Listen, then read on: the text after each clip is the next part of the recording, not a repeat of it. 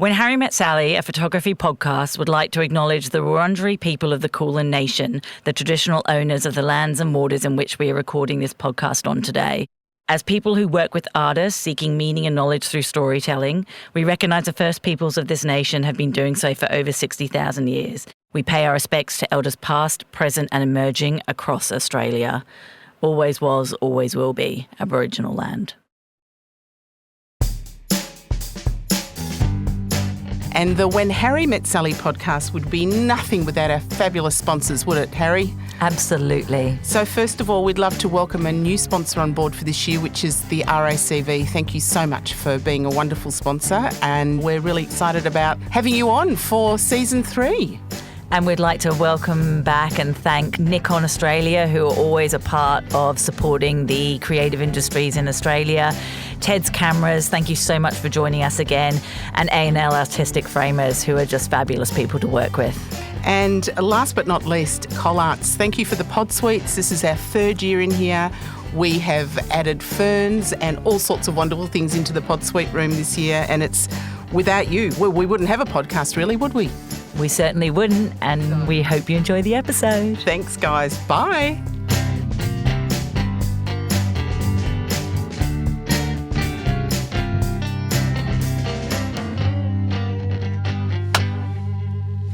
Hello, Harriet. Hi. How are you? I'm good. How are you, Sally? Fantastic, darling. Well, we've got a bloody ripper this morning to talk to. We absolutely do. I'd love to introduce Tom Wenborn. How are you, darling? I'm well. Hi, How are Tom. you guys? Hi, Harriet. Now, Tom, you are a creative director at Thinkerbell.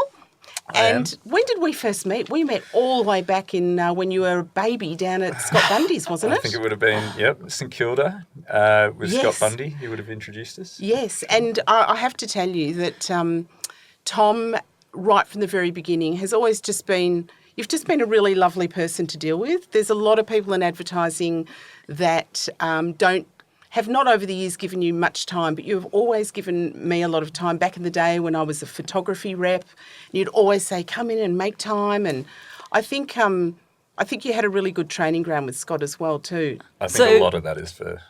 I'm going to cut in because I've just met you, and for our listeners who have just met you, can you just give us a bit of background on, what you do and how you kind of... how do you, How did you get see there? yourself? Like, Are you an advertising guy? Are you a creative? Are you a thinker or a tinker? I am a tinker, I guess, is the brand these days, and I can come to that. I'd love to just say I'm a creative, but I think most of us in advertising probably sold our souls when we became advertising creatives. It's slightly different to a purist. But no, I've been in advertising for 20 years. I started with Scott Bundy, who was my first kind of mentor and boss and mate in the industry. Did you study advertising or design? I did. Started business in advertising. Oh. My uncle was he ran Saatchi Saatchi for years before he retired to the wow. farm. And so I did a little bit of work experience with him at Saatchi Saatchi, just macking things up and being a pest around the office. And that's kind quite of a good place to get your sea legs. Yeah, it was. It was nice to see the inner workings of it when you're like 15 or 14 or something. And Sorry, the lights are flashing. They're just going. that's a that good was your sign, uncle isn't going. it? No, still.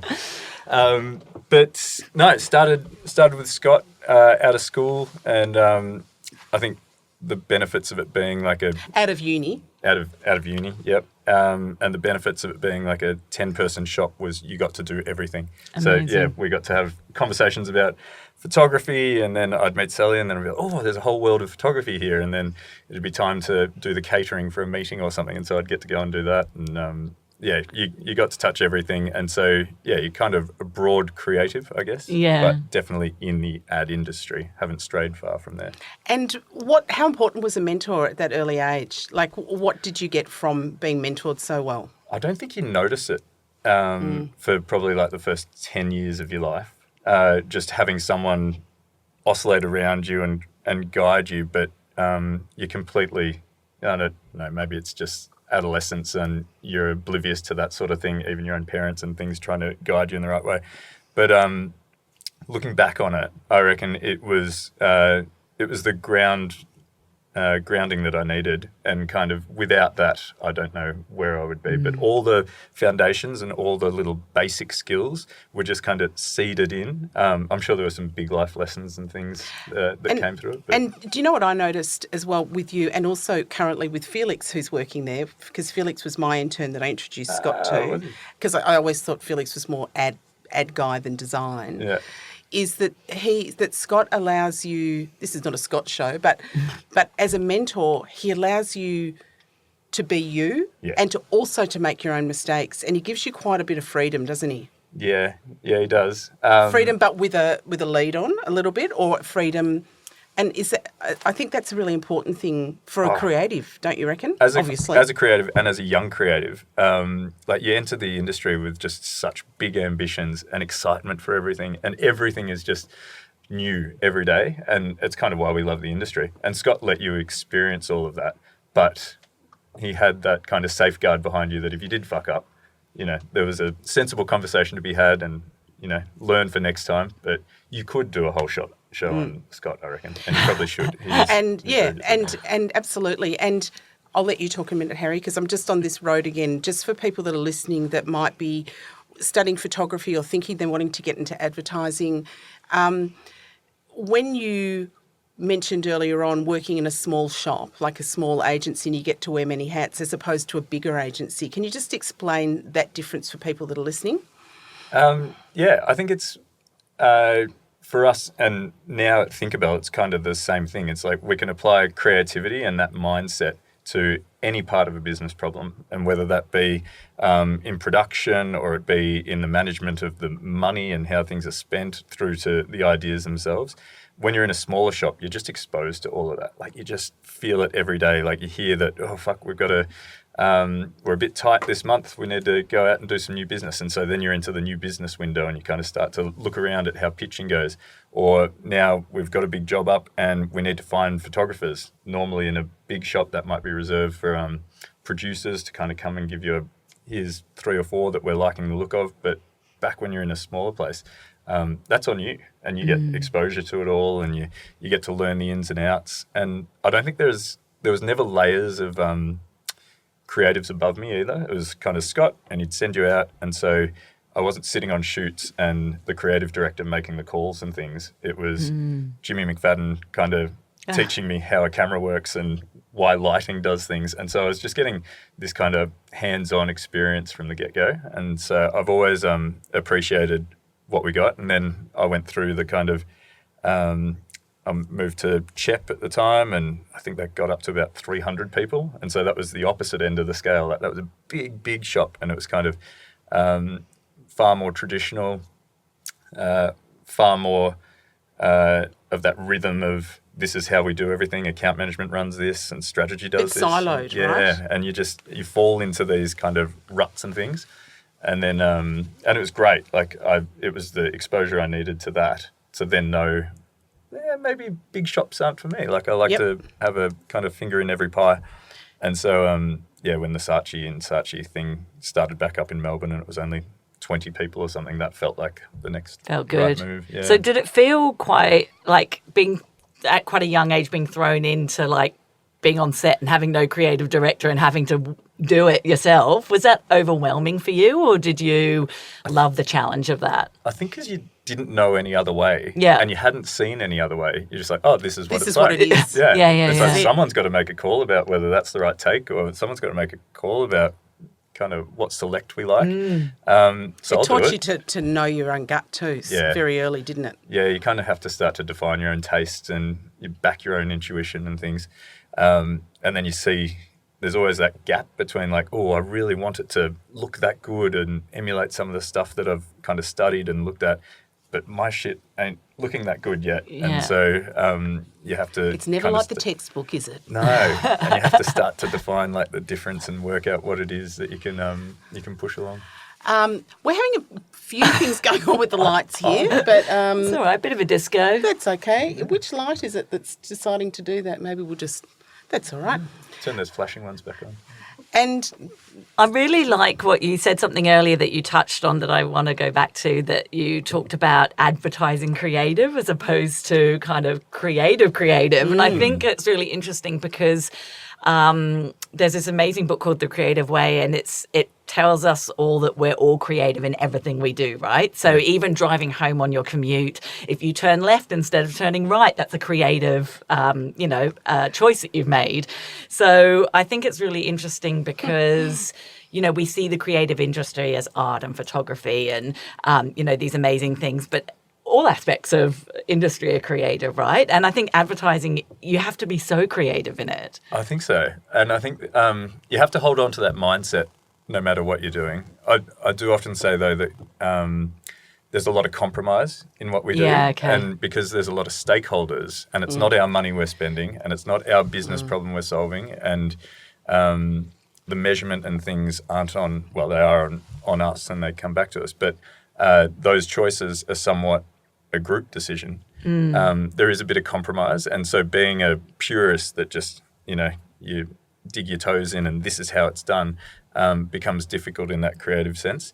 Whereas photographers, they've got the beauty of, we can do commission jobs and things, but we've also got our art that sits aside of it. And so there is art in advertising, and I love what we do, but I'd definitely say there is also a compromise that if you apply creativity to, is kind of fun in its own way as well. You can kind of get on that note, with talking about photography, and you're very understanding of, we've got commercial photographers who then do their art separately. Would you ever employ a photographer based on that art solely to bring them into a commercial shoot? Yeah, definitely. We did a job recently with Charlie Hawkes, lovely US photographer, and his personal look and his kind of high flash in outdoor daylight scenarios and things is beautiful, and he pulls all of that together. And then when you get to drag him into a commercial environment, and he's recently done a job with us with Forex, it's just added something that we don't find a lot in the commercial field. I think photographers, they all have their own unique look and feel, and that's kind of why we approach them for different jobs. But when you can bring something that is like pure art and then borrow it and take that into our realm, it just unlocks something new and different for us. I think it's a wonderful place to be as a creative, to be able to work with a photographer like that, because traditionally photographers that worked in the commercial space were brought in to be an extension of your idea. Yeah. Right? Whereas what you're saying to me now is that you are looking beyond that and you're using their art form to base your idea. Yeah. Wow, that's exciting. Well, we call it wallpaper otherwise, and I think there's a term. Well, no, maybe there's not. a term. Maybe not a term. Maybe that's the laziest term ever, wallpaper. But we definitely in film and things, you can default to just doing what everyone else has done, and there is a certain look. There's kind of like a glossiness to advertising, and kind of there's still imperfections and things in it, but they kind of feel like deliberate imperfections built into it. Whereas you borrow from outside of that kind of traditional pathway, and you get the real imperfections, the grain and the grit, and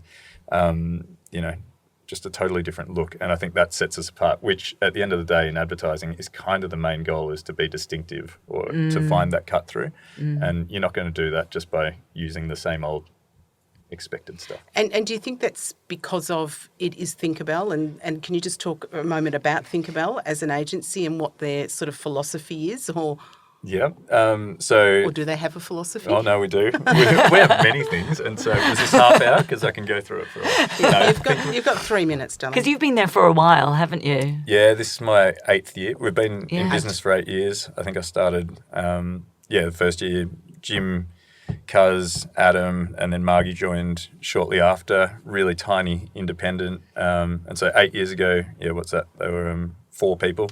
And then now we're 200. Wow. Across Melbourne and Sydney and New Zealand. And New Zealand, yeah. And pretty big. But we essentially existed to try and blow up the advertising model that everyone else was kind of following, and kind of break down the traditional patterns of kind of brief passing, baton passing between things with account management. So we got rid of account management and we call that strategic kind of management of clients, thinkers. And then on the other side, we have creatives that are kind of allowed to explore production, and they're makers just as much as they are traditional creatives. And so we call them tinkers. So we have tinkers and thinkers, and every piece of business that we work with has a tinker and thinker that manages them, rather than kind of layers of gads and strategists and things like that. And then we do that to kind of bring measured magic to them. So that's hardcore creativity and marketing sciences. So Adam's got a behavioural science background, along with the creative guys, and that was kind of the wedding together of those things, which kind of sets us apart as well. And so on every sort of project, does that kind of, do you have like a buddy thinker tinker team that you work with generally on every project, or does it get mixed up? I like that, the buddy team. Yeah, they mix up, but they literally are like a little buddy team. I want to work with him. Yeah. And people do kind of pick their favourites and things, but no, the thinker and tinker, we reward the best thinker and tinker of the year each year. They get a sack of 1,000 gold coins each. And so we do that in the north. That would be pretty amazing, wouldn't it? You'd feel like you'd won there. And then to double down, we bought them a tandem bike last year, so they can ride around on a tandem bike. But it isn't always the thinker and tinker show. We build squads around them, and we bring in like specialists that can kind of do that. But it's to try and get rid of silos, essentially, and just have the alchemy of bringing all those interesting people together in one spot, and the crossover and the melting of those minds just unlocks different ways of doing things. And even walking into the agency, you sort of come out of the lift and it is a semicircle of mirrors, but all line mirrors. So you walk in, there's 500 of you. Oh, wow. And you go, oh my God, and you're trying to sort of look at yourself and you're there and you're everywhere. And then you kind of turn around and there's the agency, but then you've got little breakout spaces as well. Talk about them. Well, we don't really have offices and we don't have any of those sort of things. Big open plan. And again, that's so that we get that kind of alchemy, and you have to talk over someone if you want to talk to your mate who is producing a job. And so no one sits in departments and things, but then have a lot of little interesting spaces. It's very pink, very green, if you've been in there.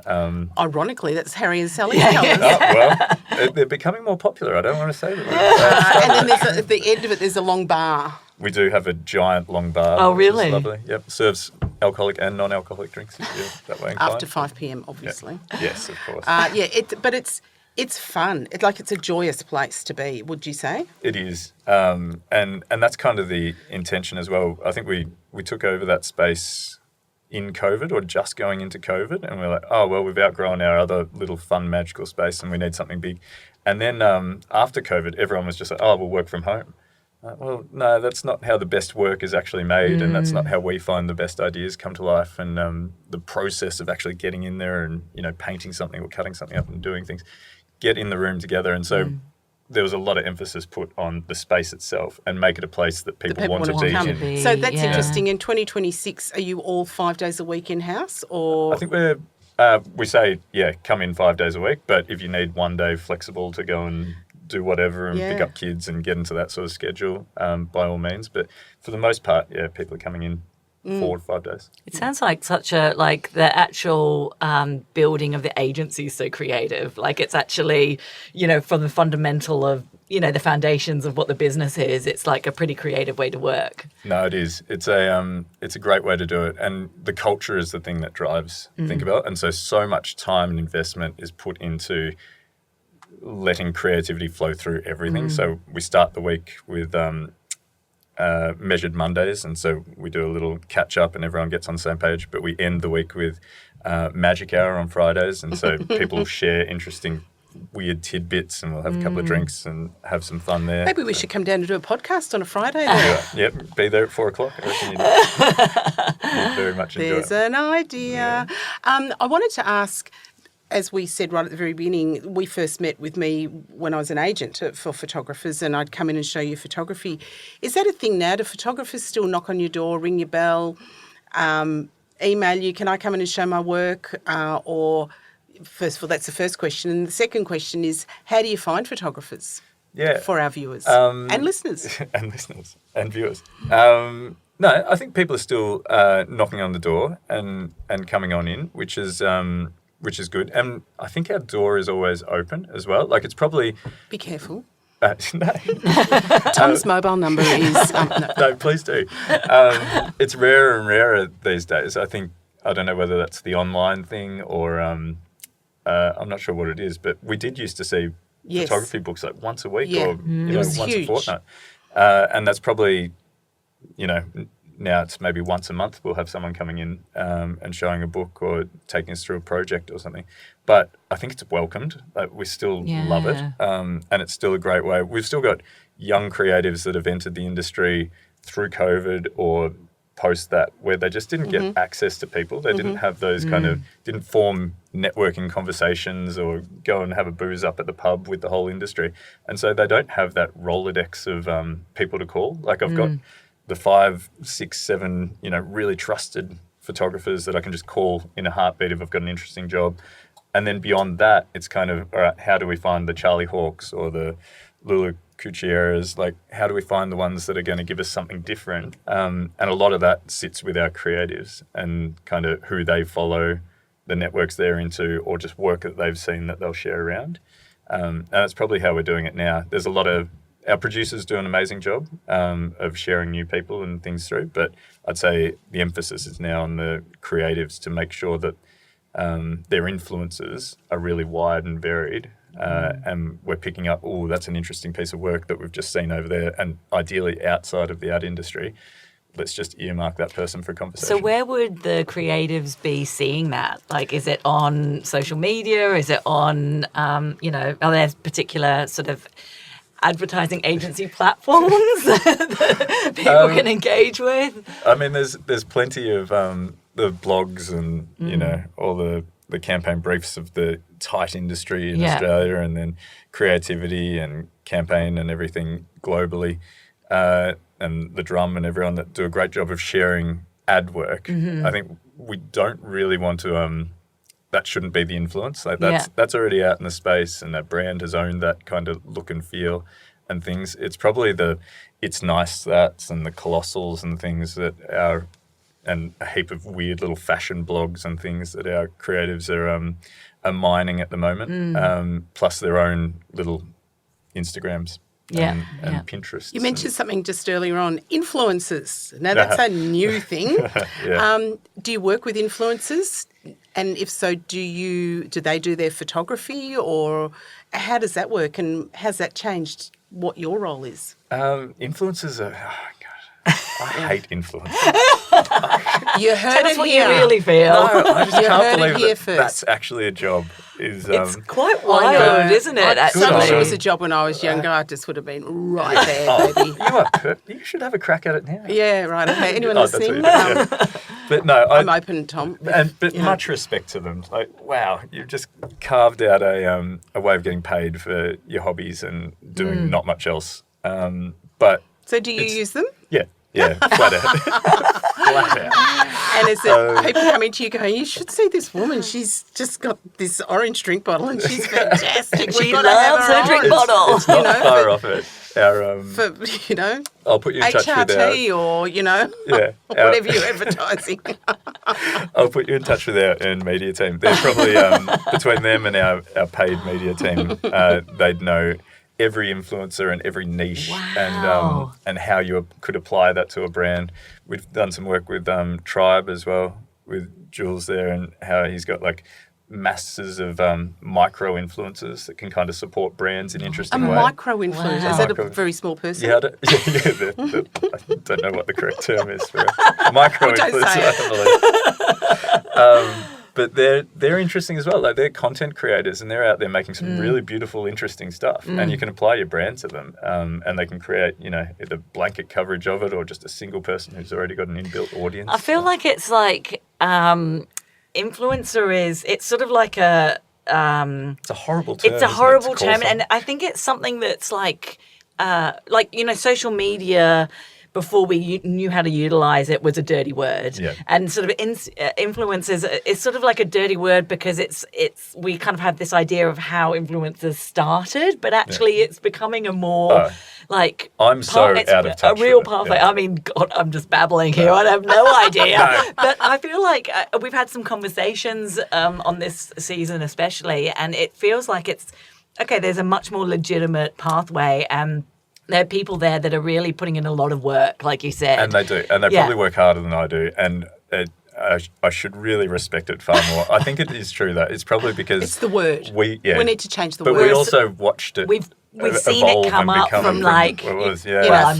fluffy, hair curling tongs and all that sort of stuff. And all of that stuff. But they make an enormous impact. And would you use them as part of a campaign?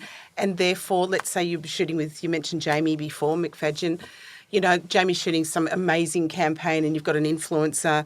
Do you have to try and match that, or are you trying to jar, or how does that work? I think a lot of influencers these days, like, you have to just acknowledge that they've got an inbuilt audience. They've got an audience that... So is that what you're buying when you're working with them? Yeah. To a degree, yeah. And the clout that comes with them. So our earned media team will sometimes use influencers to try and create a little provocation or something that might capture some news headlines. But beyond that, it's probably the audience that comes with them. And that audience is already... they're following them for a reason. They're following them for a certain... They're invested, aren't they, already? certain raw aesthetic or something really polished, or, they've got their own little... who's the guy that wears the GoPro on his face and watches trains? Love him. Do you know him? No.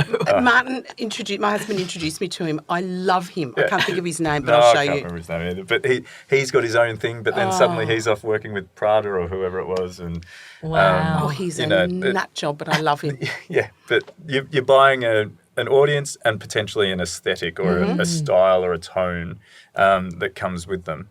And so I wouldn't expect Jimmy to go and match that. Like, let's use Jimmy for capturing that side of the job in whatever we need that for, which might be more traditional media, billboards, posts. And it's really nice to hear that you're still working with photographers that have been around for a really long time. Yeah. Like Jimmy's been around for yonks. He's amazing. And he's just one of those ones that you just trust, and you just know that you're going to get exactly what you need. And on that note, do you think young art directors would know about the Jimmies, or are you telling them who to work with, or they're going, no, I really know this great new photographer coming through? Or is it a mixture of both? It's a mixture of both. And I think sometimes it'll be like, I've got the perfect, like, we need a Tovo on this. Like, that's exactly his... Oh, we were talking about Tovo last... in another episode.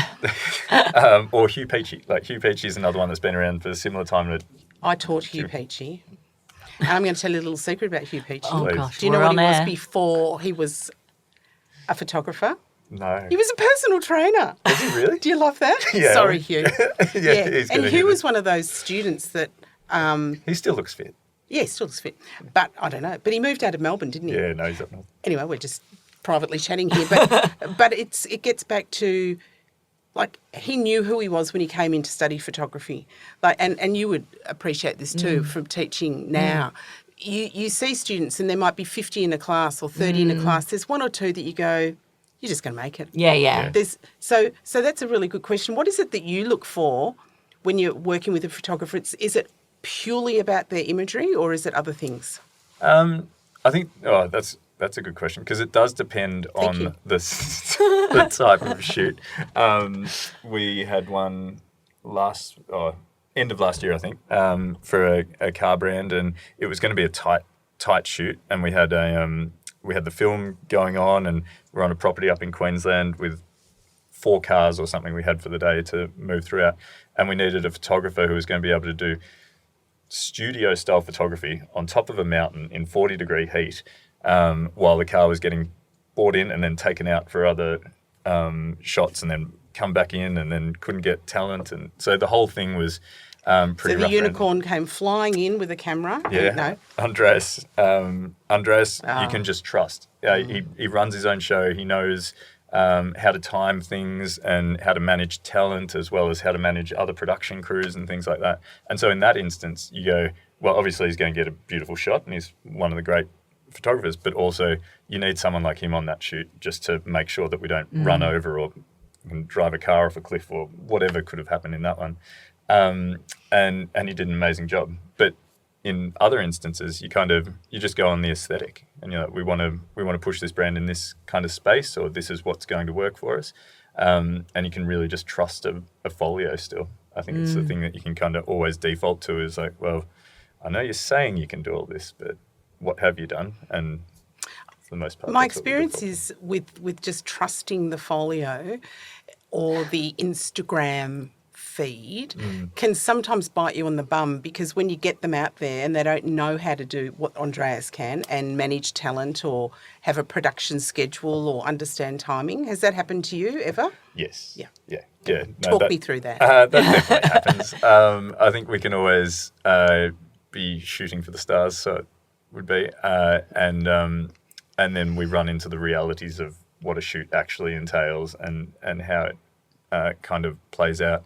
And that often, if it's with someone who we don't know and haven't worked with, there's that get to know you kind of period. How do you like to work? And then if the actual talent of not just the snapping the great shot and having a good eye is there, the whole management of everything else isn't there, then it all falls apart. Yeah, and I think that sort of leads into talking to photographers about when you're starting out working as an assistant, like we both did, and came up through the ranks and saw the good, the bad and the ugly, but really learnt a lot just from watching how other people work. And you being think, on set. I'd never do that before, Yeah. and watching how producers work and people work with each other, because it's the whole industry is about getting on, isn't it? Getting on with each other. And that apprenticeship, like, just that shows in anyone, even like Jay Hines, who went the other way, like ad guy who's now gone to photography. He's got such a different approach when it comes to his photography, because he knows what the clients What they're looking for. The client being He's the been ad on both agency sides. is Yeah. looking for, because he's played that side. So I think you just have to do that apprenticeship and surround yourself with good people. You talked before about, you mentioned some international photographers. Is there a balance between working with international and Australian photographers? Is it mainly Australian, or, is there a reason why you'd go international? I think it's, for me personally, and probably Thinkerbell over the last 8 years, I'd say 90% has been Australian photographers, and within that network, I think if there's an opportunity to use an international, like Charlie Hawkes, who recently did some work with us, he was just in town. He was just shooting some stuff, and one of our creatives, AJ, who's always got his finger on the pulse, kind of reached out and he's like, any chance? And he's like, yeah, I'd be keen to kind of jump on that. Amazing. But outside of that, I don't know. We haven't really extended ourselves. Australia's just such a out of the way place. So it would come with a big cost to bring them in. I know we bring in film directors and things, or we'll go over to them. But when it comes to the photography component of it, I think we've got such good skills here. Yeah, we should. What's the point of bringing them in? Yeah, good one. That's good. Yeah, you just told me to say that. Yeah, I shush. I just thought people can see what my notes are, can't they? Yeah. I was going to ask, the sort of clients that you currently work on now, are they all Australian-based? Why did you set up in New Zealand? There's two questions here. Are they Australian-based, or do you work on international clients? What do you do? Predominantly Australian. We've got a couple of global kind of brands that we work with, but I'd say, again, 90% is Australian. Jetstar, obviously one of our clients that we've been working with for many years here. They're in New Zealand as well, and so it kind of made sense for us to start working with them over there. And there are a couple other brands over there that we were able to kind of leverage some relationships here and had a good name over there. It's a 2-hour flight. It's kind of handy. And you talk about great talent in Australia. There's some pretty fabulous, there's some amazing, huge creatives in New Zealand, yeah, right? Yeah, New Zealand just shoots above its weight. I think it has since I first entered the industry. But unbelievable. It's a creative powerhouse. It's a shame the financial side of the industry over there, or just maybe New Zealand as a whole, is kind of on a bit of a tilt, because I think whenever they do get that momentum and things, they just always over-index for great work out in the world for such a small population, little place. And it's beautiful as well. I guess that's probably half the thing. Like, why wouldn't you be a photographer over in New Zealand? So what's your best photo shoot you've ever been on? Best photo shoot I've ever been on? I think when I first started working at CHEP, I think the first brief that rolled across my desk was for the Cricket World Cup, the ICC Cricket World Cup, and it wasn't for 3 years later or something, but we had to crack the idea then, and we always started the scripts with, we open on a beach in Barbados. 4 kids are playing beach cricket. And for the next 3 years, we just kept writing, we open on a beach in Barbados. We open on a beach in Barbados. Okay, remember this, Harry. And we got that through. If you say it will happen. Manifest. And then it's like, yep, it's all signed off. Greatness is contagious, the idea. We're going to be going around the world shooting this thing. It's awesome. All right, we're into production. And then we got word from India, because they were kind of the home of the ICC at the time. They're like, we don't want to open in Barbados anymore. We want to open on the slums of India. Oh! And so our first shoot was in Chandigarh outside of New Delhi, and it was just amazing. It was still I was going to just say, as that amazing. sounds amazing in a different way, but Yeah. just incredible. Yeah, but I think that was... I don't know. You'd call them junkets, but we worked pretty hard on that shoot. But it was a junket. And did you take an Australian photographer with you? We used photographers in different countries. So in India, we had a guy that had been shooting off the back of Slumdog Millionaire. Oh, yeah. And they just had to navigate, like, so different shooting over there with the production side of it. Yeah. Because we'd set up and there'd be 200 people surrounding you. And so they have to just work with these giant audiences. But it was amazing, and then had a different photographer for New Zealand and all over the shop. But that was probably, Amazing. Junket, maybe Sounds not. amazing. Yeah. Why would you refer to it as a junket? Oh, just because of the international travel, yeah. cricket's a great sport. And, And it was a 3-day shoot and they were there for a month. No, That kind of thing. No, just getting to see the world, thanks to the work we do, is pretty incredible. It's a lovely part of it.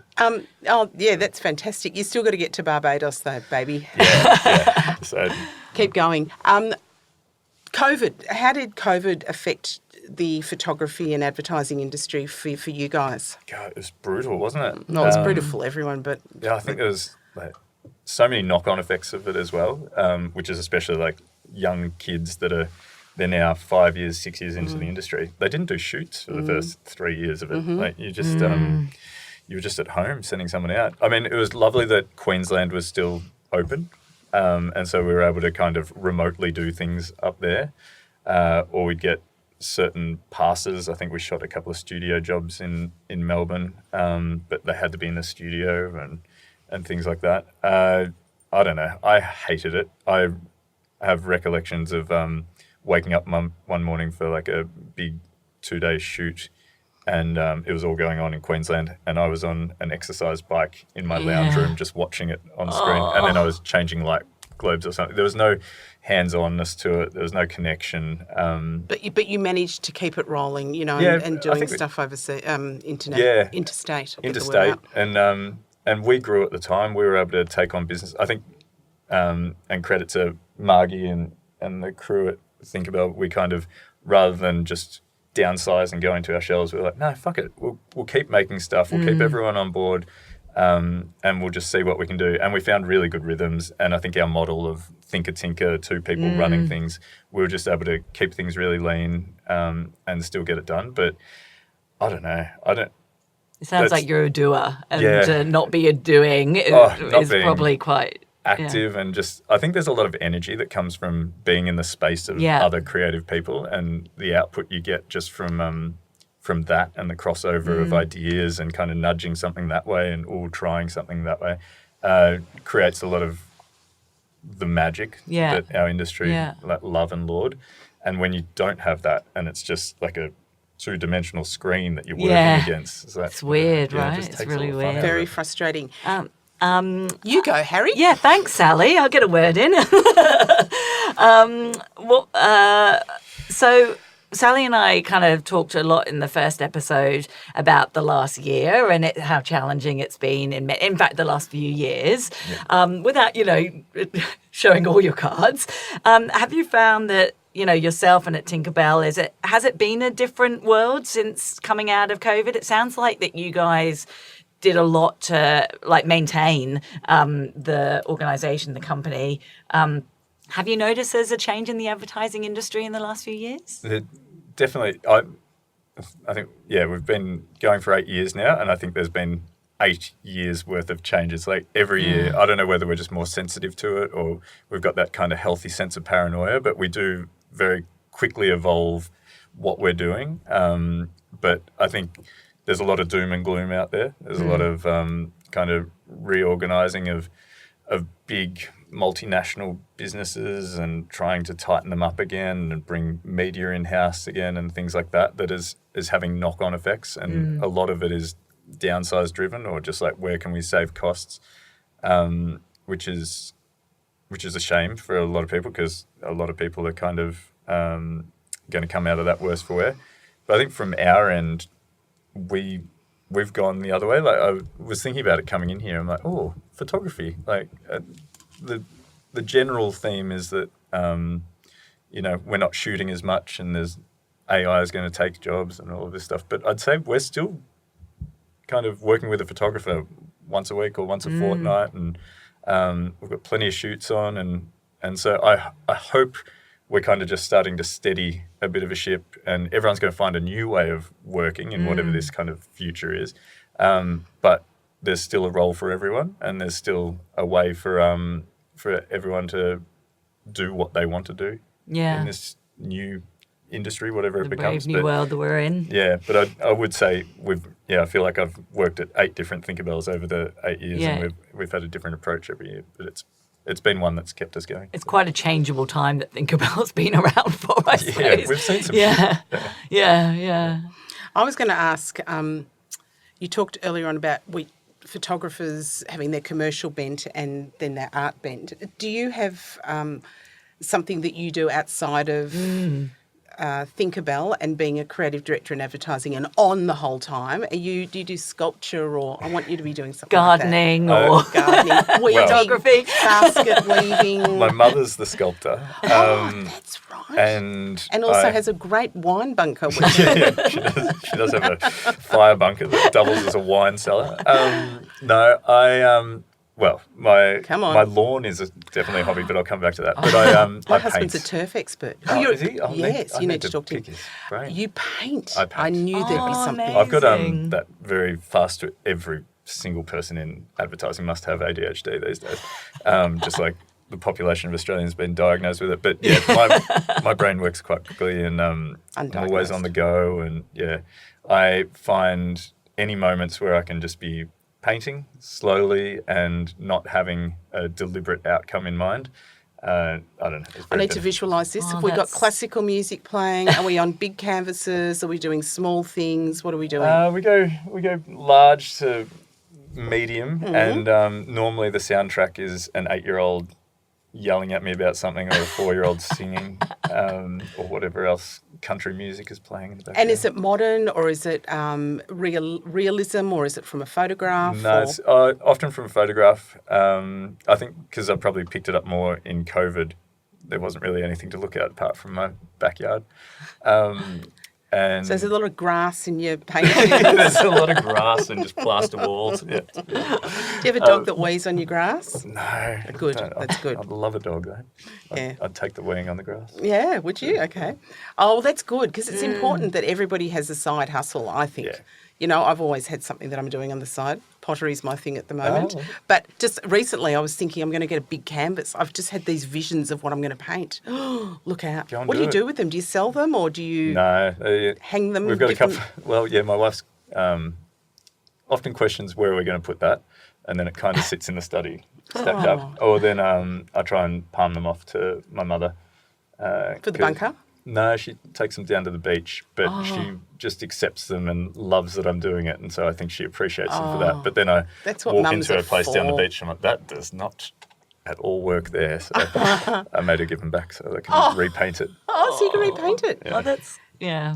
And so, Tom, every day that you go to work, what is it that makes you want to get out of bed? We're going to sort of end on this now. What makes you get out of bed each day to go to work? What is it that you do there that you feel like you're making a difference?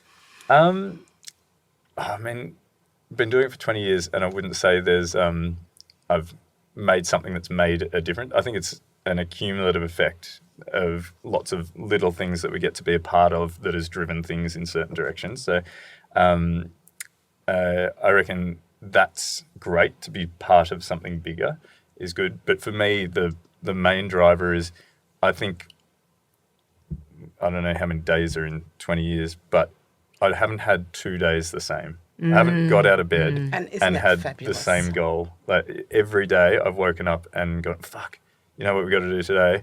We've got to make a set of pajamas that look like a something, or we've got to sculpt something so we can take a photo of it to feed AI, or whatever it's going to be. There's something every day that has been exciting to wake up to the prospect of doing. You must have been bursting when you got out of bed this morning knowing you were coming here.